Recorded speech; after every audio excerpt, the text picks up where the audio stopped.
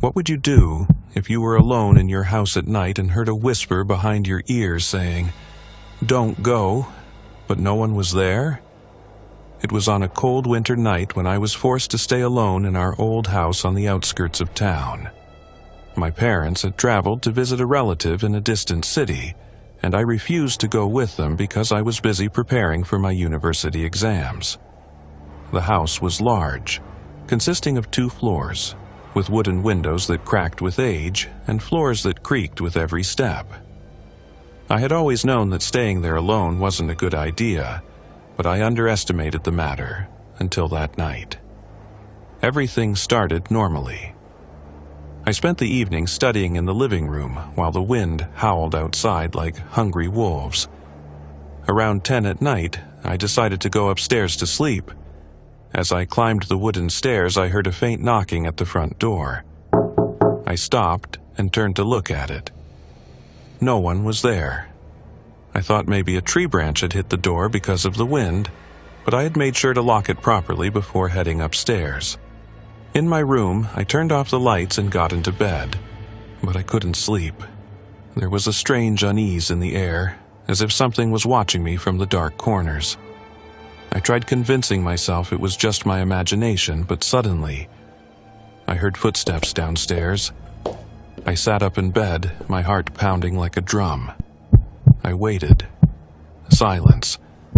Then the footsteps came again, this time slower and heavier, as if someone was wandering through the living room deliberately. I jumped out of bed and grabbed my phone to call the police, but the line was dead. I tried to calm myself. Maybe a burglar? I took a knife from the kitchen and started moving cautiously between rooms, checking every corner. In the hallway leading to the kitchen, I noticed something that made my blood freeze.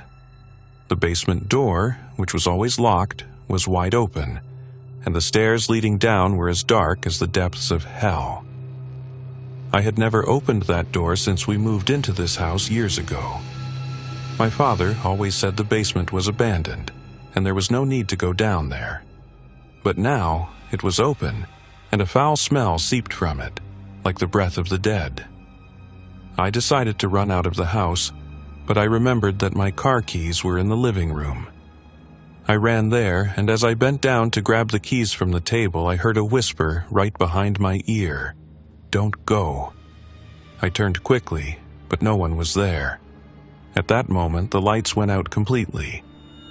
As I stumbled in the darkness, I heard a muffled child's giggle rising from the direction of the basement.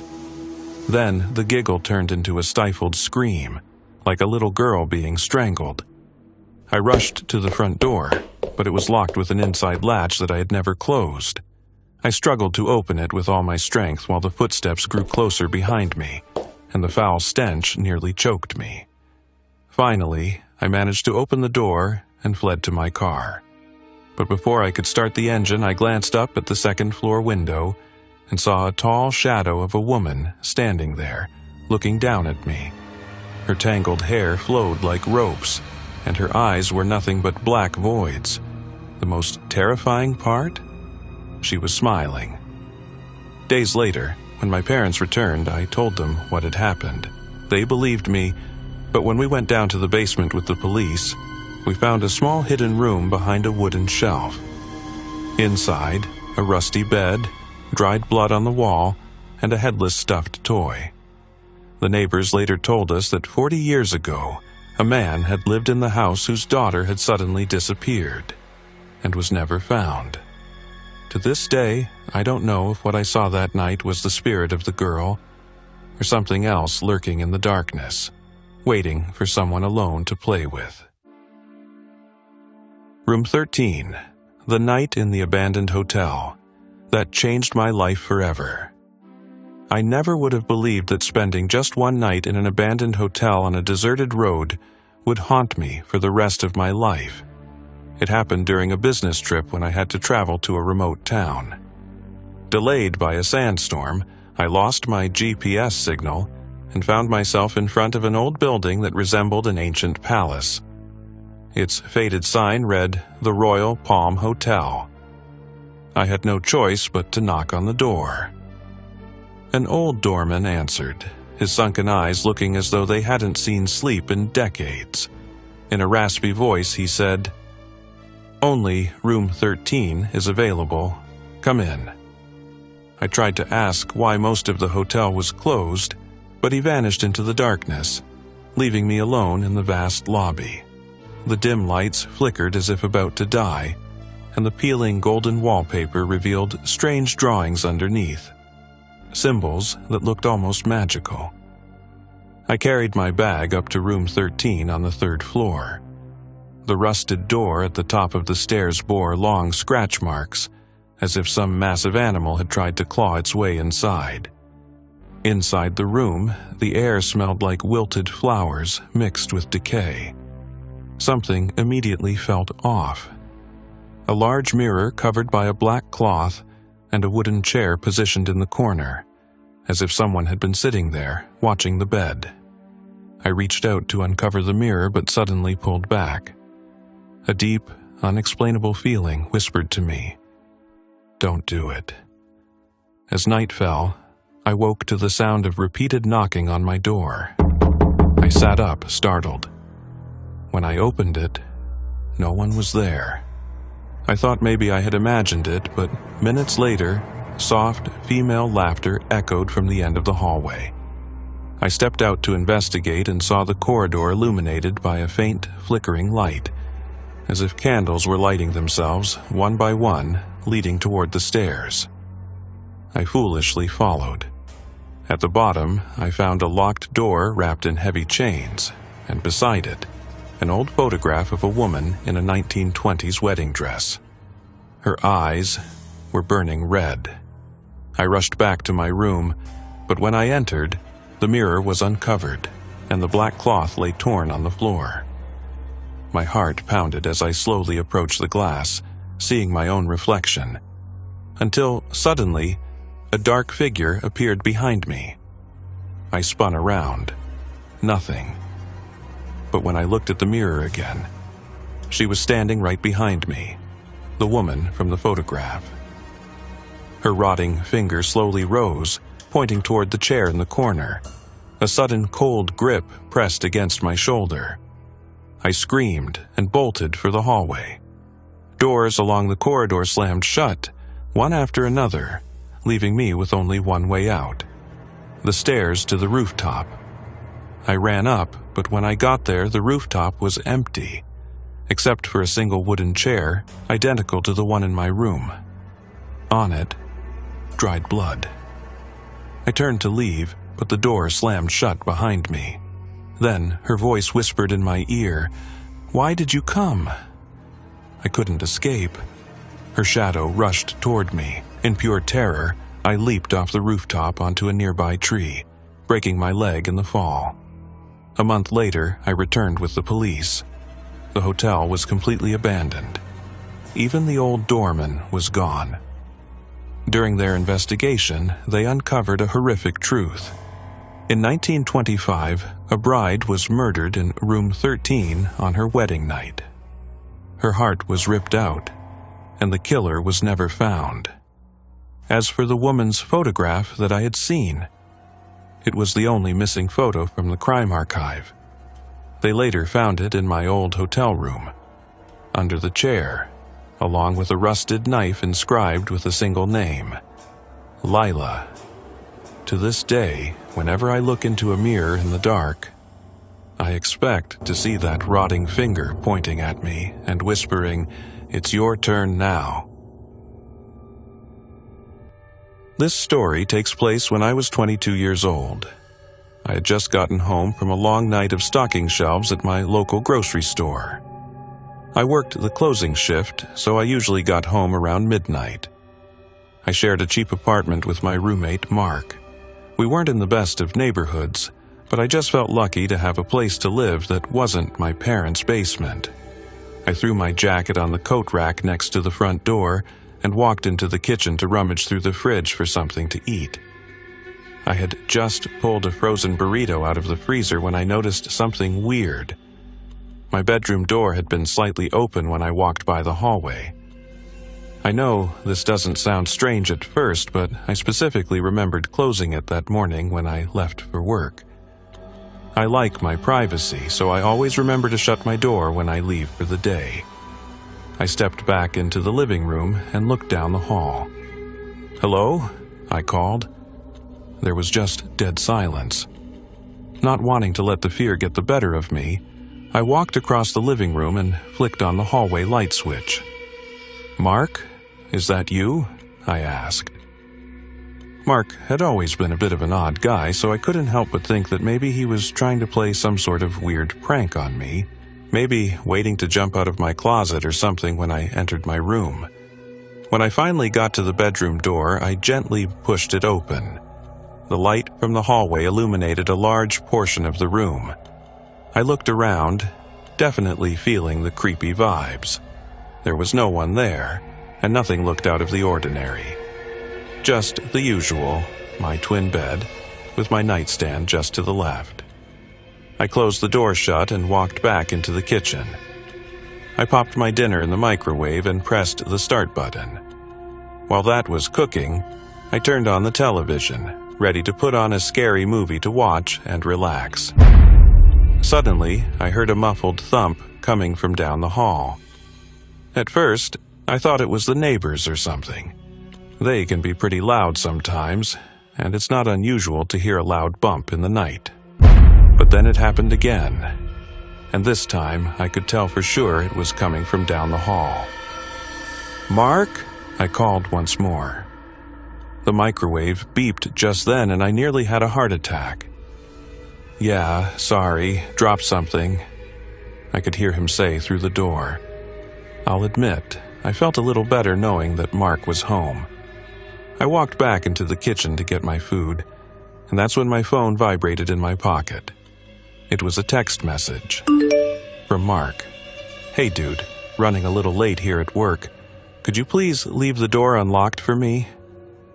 My stomach dropped to the floor and a chill ran down my spine.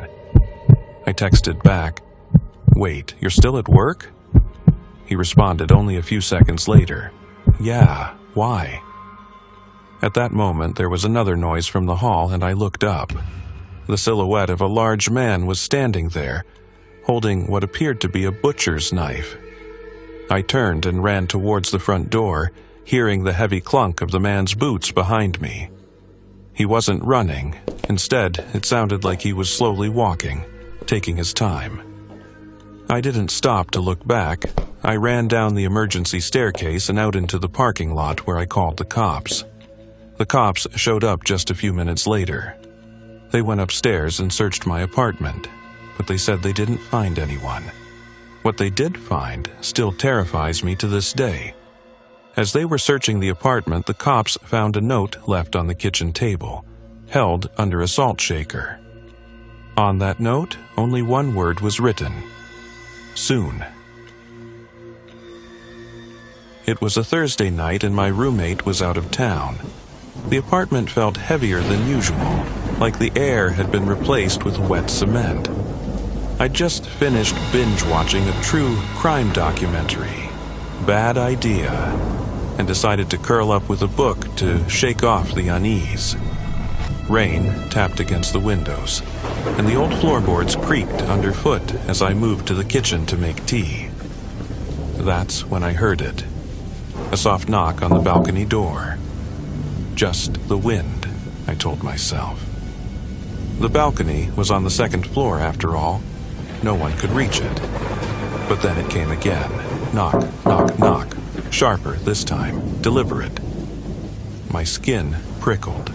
I froze, staring at the vertical blinds swaying slightly as if someone had just brushed past them. "Hello," I called out, hating how small my voice sounded. No answer. I inched forward, my hand trembling as I gripped the handle. With a deep breath, I yanked the blinds open. Nothing. Just the rain and the glow of the street lamp below. I laughed nervously. "You're losing it," I thought. But as I turned to walk away, my reflection in the glass caught my eye, and behind me, in the dim living room, a shadowy figure stood near the couch. I spun around, empty. My pulse roared in my ears. A trick of the light, I reasoned.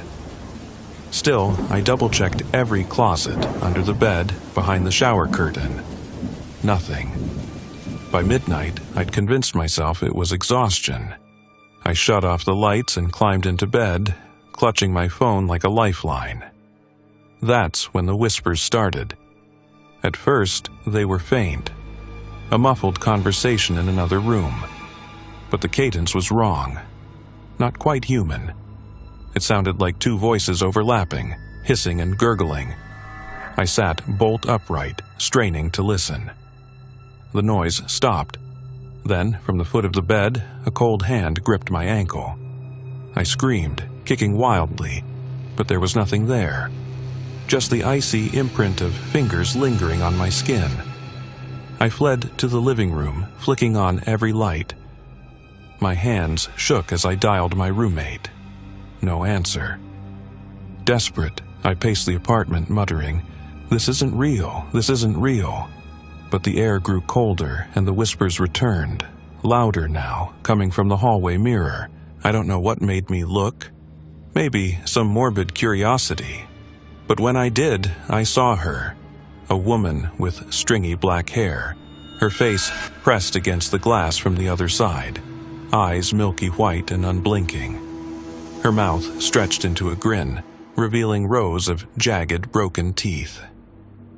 "You see me," she rasped, her voice clawing through the mirror like static. I stumbled backward, tripping over the coffee table. The mirror shattered, and the lights flickered. When they steadied, the TV blared to life. A screech of white noise. And there, in the static, her face flickered in and out, closer each time. I don't remember grabbing my keys or sprinting downstairs.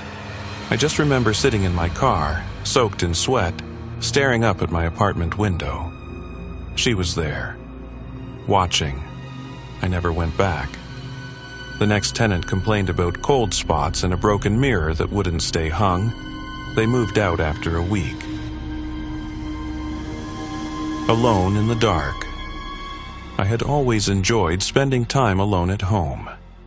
Solitude gave me a sense of comfort, away from the noise of daily life. But what happened that night changed my perspective completely, and made me feel like I would never truly be alone again, even if I was. It was a Friday evening. My parents had left for a weekend trip out of town, leaving the whole house to me. I was in my 20s and had never feared being alone. I made some popcorn, turned off the lights in the living room, and sat down to watch a horror movie. Hours passed, and I wasn't scared, until the power suddenly went out. It wasn't unusual, as my neighborhood often experienced outages. I grabbed my phone to use as a flashlight and got up to look for candles. And that's when it all started. As I moved through the house, I heard soft footsteps upstairs. I froze in place. I was sure I was the only one home. I swallowed hard, trying to convince myself I was imagining things. Maybe it was just the house settling. But no, these were footsteps, clear and deliberate. I decided to ignore it and continued searching for the candles. As soon as I lit one, I heard a door close upstairs. This time, I couldn't ignore it. Someone was in the house with me. Slowly, I grabbed the baseball bat I kept near the entrance and began climbing the stairs, my steps hesitant. My heart pounded, my pulse quickened with every step. When I reached the top, everything looked normal. But as I approached my bedroom, I noticed the door was slightly open. I was certain I had closed it before coming downstairs. I pushed it open slowly, and what I saw made my blood run cold. On the mirror in my room, words were written in uneven, smeared handwriting, as if someone had traced them with their fingers on a damp surface. "You are not alone." I glanced around quickly, but the room was empty. No open windows, no place to hide. A shiver ran down my spine. Then, suddenly, I heard heavy breathing behind me. I spun around instantly. No one was there. And yet I could feel it. A presence. As if something unseen was standing right beside me. I couldn't stay there any longer. I bolted down the stairs, grabbed my keys, and ran out of the house without looking back. I sat in my car, panting, my hands shaking. I called the police and told them someone was inside my house. I stayed outside, trying to process what had just happened. Minutes before the police arrived, the power suddenly came back on. Then, the officers entered the house with me. We searched every corner, but there was no sign of anyone. And the strangest part? The mirror was completely clean, as if nothing had ever been written on it. Weeks passed, but I couldn't forget that night. Every time I sat alone in the house, I felt something watching me. I never saw anything, but sometimes I heard whispers, and on certain nights I felt a cold touch on my shoulder. I don't know who or what was with me that night, but one thing I do know, I wasn't alone, and maybe I never will be again. The end, or just the beginning? When I was 15 years old, a sophomore in high school, it was just another ordinary Friday night in November at my quiet home in Ohio. I live near the countryside, with a dense forest and, a little further away, a field stretching across from my house. It's worth mentioning that there were only a few houses around me, and not many of my friends lived nearby. To my left, there was an elderly couple who usually hosted their family on weekends, but that night their house was quiet. To my right, there was a middle-aged couple, but they weren't home that night as they were working their usual night shifts.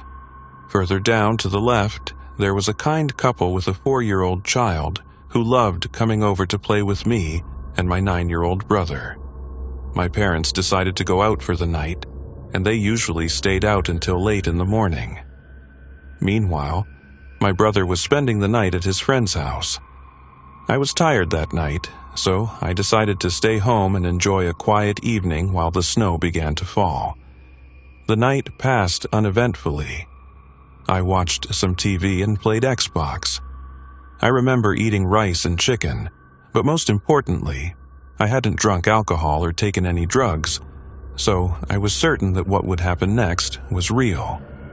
At around 11 p.m., I was deeply engrossed in a game of Halo when I suddenly felt like something was wrong.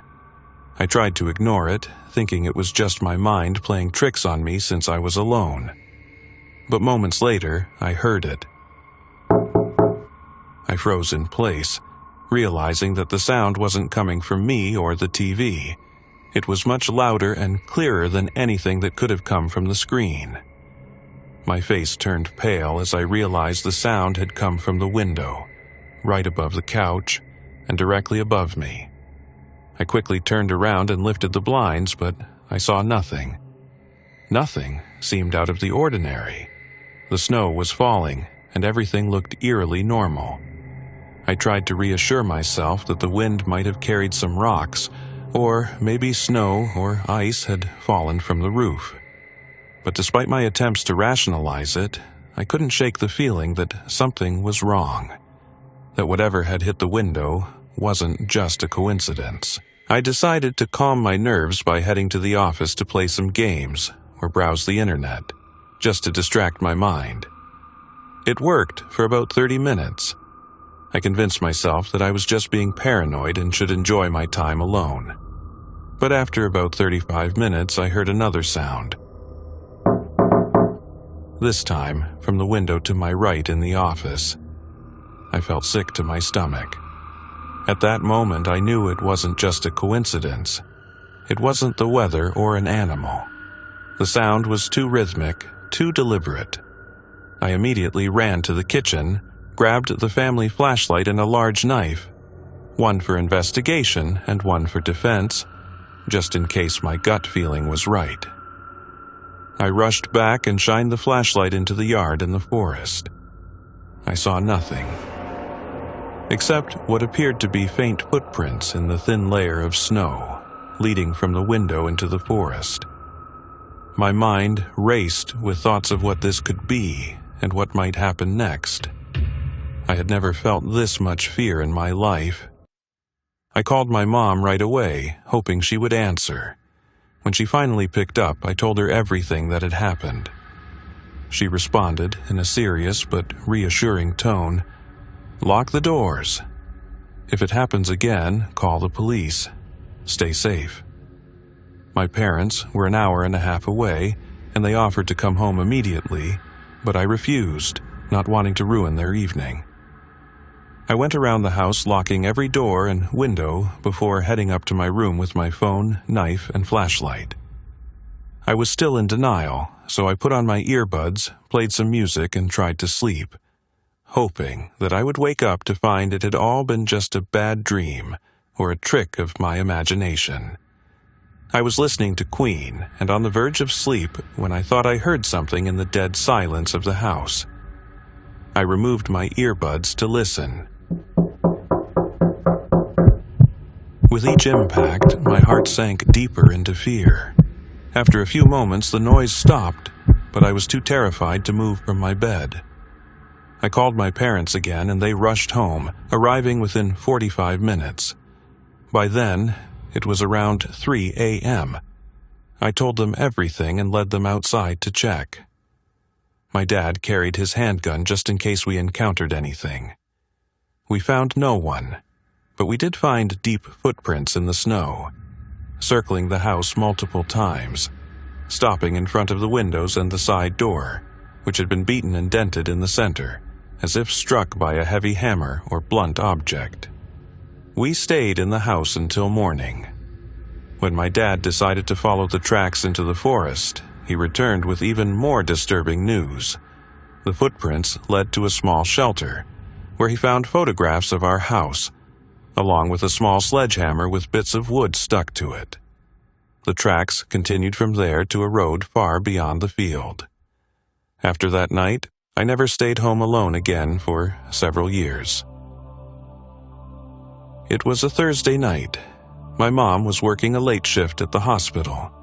My two brothers were away at college, so for the time being, I had the house to myself. I had a couple of friends over.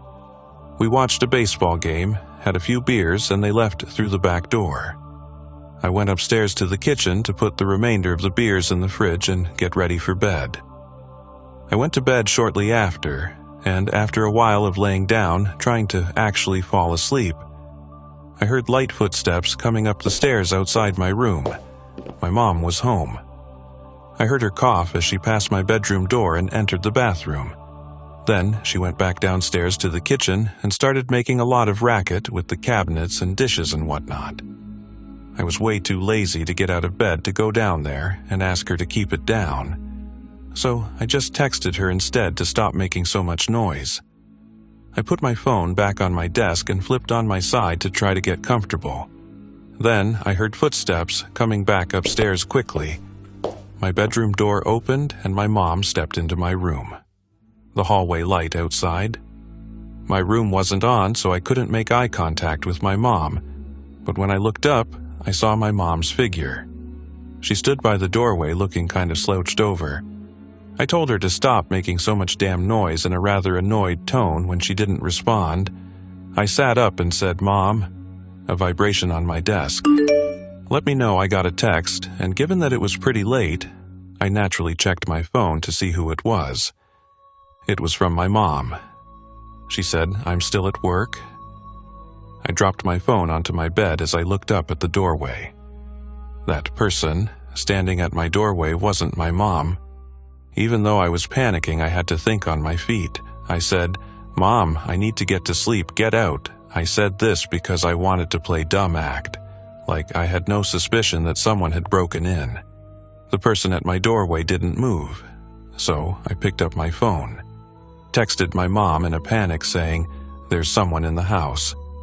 I mistook them for her, and to call the police right now. My mom replied back, "Okay," in a matter of seconds. Something then broke the silence in the room. the voice of a woman, crackly and rough.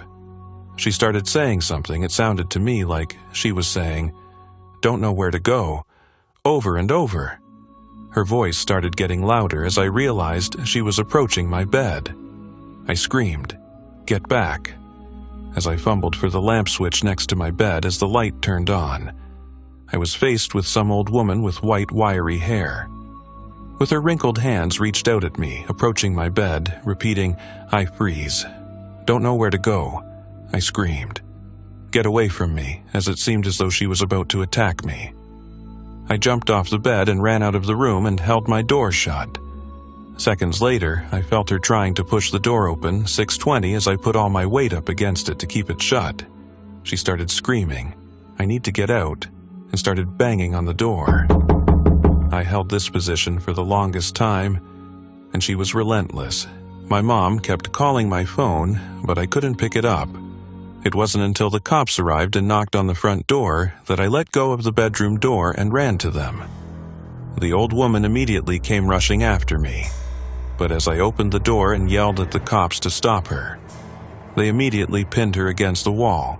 She was in cuffs and was put in the police car, told them everything that happened. And they said, based on how she was behaving and what I told them, she would need to be identified and evaluated to determine if she was mentally ill, and it later turned out she was. To no surprise, I found out later that night after the cops left that after my friends left through the back door, I forgot to lock it. That was how she managed to simply walk into my house. It's definitely scarred me mentally in the sense that any time I hear something in my room while sleeping, I have to look up and make sure somebody isn't standing on the other side. I was alone at home playing computer games around 2 in the morning when I heard knocking on my window. I quickly turned to face it, but there was no one there. It was winter, so my window was closed, and my room was on the first floor. I can say that I'm the type who avoids confrontation, so all I did was close the curtains to signal to any intruders that I wasn't interested. Enough time passed for me to forget about the knocking and return to my game, until I heard a new, steady series of knocks on the window. I felt extremely uneasy. Why were they doing this? Why wouldn't they leave me alone? But just in case there was even a slight possibility that they needed something, I raised the curtains and opened the window just a little. That turned out to be the biggest, stupidest mistake of my life. From the darkness outside, 2 hands reached out, grabbed the bottom of the window and forcefully pushed it upward. I began screaming and frantically punched the masked man, who was dressed entirely in black and trying to sneak into my room. I grabbed the lamp from my desk and struck him on the head, sending him tumbling out of the window, which gave me a chance to quickly close it. I watched him run away from our property and vanish into the darkness. I have never experienced a moment more terrifying than that in my life. It was a night I'll never forget. I had spent the evening alone in my apartment, just enjoying some quiet time and a movie, when the strange events began. After the credits rolled, I settled in my armchair with the soft hum of the city outside as my only company. Around midnight, I heard a gentle knock coming from my living room window. I paused, heart slowing for a moment, convinced it was just the wind against the glass. I shut my curtains tighter, hoping to dismiss the noise as nothing more than an errant gust. Not long after, a more deliberate tapping resumed, steady, rhythmic, almost insistent. My pulse began to race. I slowly lowered the volume of the TV, straining to catch any additional sounds. The silence that followed was louder than the tapping, pressing in on me until I couldn't ignore it any longer. With trembling hands, I crept toward the window and hesitated, wondering if I should open the curtains just enough to peek outside. The world beyond was bathed in a weak, pale moonlight, yet nothing moved. I blinked in confusion. Had my mind played a trick on me? Just as I decided to retreat, The knocking escalated into a frantic series of raps, echoing off the walls with a disturbing urgency. My instincts screamed at me to close the window, to retreat into the relative safety of my room. But in that brief moment of panic, a different sound, soft, deliberate footsteps, drifted from the hallway behind me. I spun around. The hallway, cloaked in shadows and lit only by a feeble overhead light, appeared undisturbed, its silence mocking my fear. I barely managed to secure the window when a muted thud sounded from the front door. Frozen, I listened as each muffled knock resonated through the walls. Every instinct told me to call someone. My fingers shook as I dialed the local police. Yet, before I could press send on that desperate plea for help, the knocking on the door subsided, replaced by a subtle scraping sound coming from within the apartment. I mustered the courage to step toward the kitchen where the sound seemed strongest. A low, almost imperceptible creak emanated from behind the closed refrigerator. My mind raced. Had someone broken in while I was staring at that unsettling window? I followed the noise until it led me to the dimly lit corridor that separated the living room from the bedrooms. My heart pounded as I reached for my phone again, this time ready to call a friend. Just then, the corridor light flickered violently and went out, plunging me into a darkness so complete I could see nothing. In that oppressive blackness, a faint whisper, too indistinct to decipher, drifted past my ear. I stood frozen, terror coursing through every nerve, until finally, the light returned as abruptly as it had failed. When the police arrived minutes later, alerted by my frantic call, they swept through the apartment with caution. They found no sign of an intruder, no muddy footprints, no broken locks, only an eerie silence, as if the house had been waiting for them.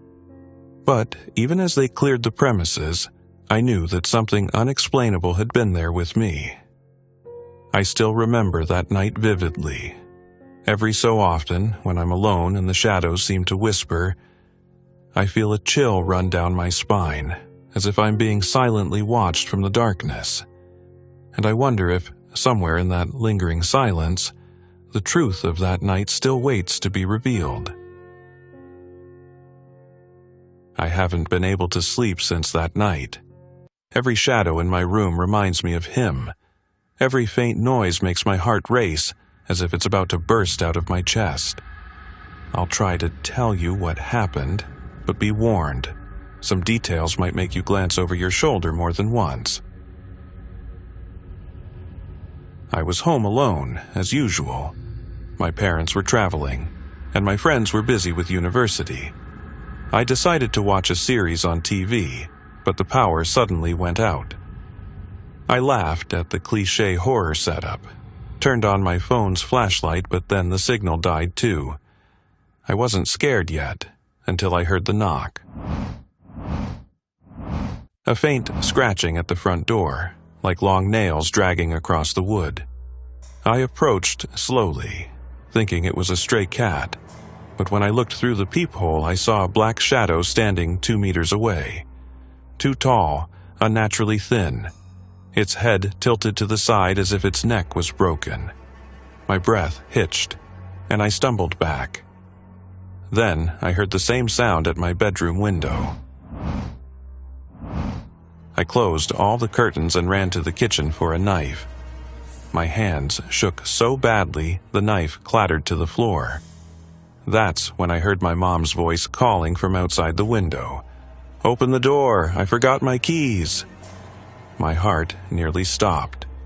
My mom was in another country. This was impossible. But the voice was exact, even the sharp tone she uses when angry. I locked myself in the bathroom, turning off the light. The darkness was suffocating, but I felt something in the room with me. When I turned on my phone's dim screen for light, I saw him in the mirror. The same tall shadow standing behind me, its elongated hands nearly touching my shoulders. I whipped around, nothing there. but when I looked back at the mirror, it was still there, grinning, with a mouth stretched ear to ear. Heavy footsteps began following me, in the hallway, in my room, even under my bed. But every time I turned, the sound stopped. Then, suddenly, a putrid stench filled the air, like rotting meat burning. I gagged, rushing to the front door to escape, but the lock was jammed shut, as if someone was holding it from the other side. I collapsed on the floor, exhausted, as angry whispers hissed in my ear in a language I didn't know. Then I felt it, a cold hand wrapping around my ankle, dragging me into the darkness. I screamed with everything I had, and suddenly the power came back. The windows were locked, the doors sealed, no trace of the smell or the shadow. But when I looked down at my leg, there were 5 dark bruises around my ankle, like fingers. I tried to convince myself it was just my mind playing tricks, until the next day, when my elderly neighbor said, "You live in that house where the owner died 10 years ago, don't you? He used to hear voices too, before he hanged himself in the very room you sleep in now." To this day, when I close my eyes, I see him standing in the corner of my room, waiting.